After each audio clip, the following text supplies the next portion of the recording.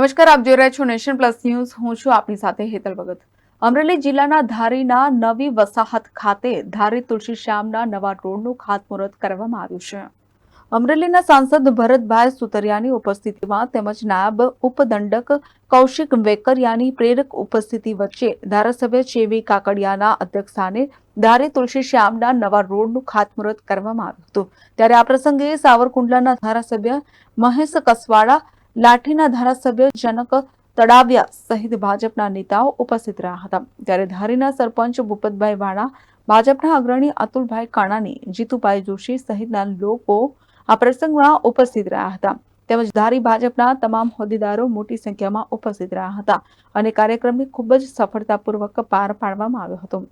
સમાચારોના સતત અપડેટ મેળવવા માટે અમારી નેશન પ્લસ ન્યૂઝની યુટ્યુબ ચેનલને સબસ્ક્રાઇબ કરો, બેલ આઇકન દબાવો અને જોડાયેલા રહો ફેસબુક, ઇન્સ્ટાગ્રામ અને ટ્વિટર પર.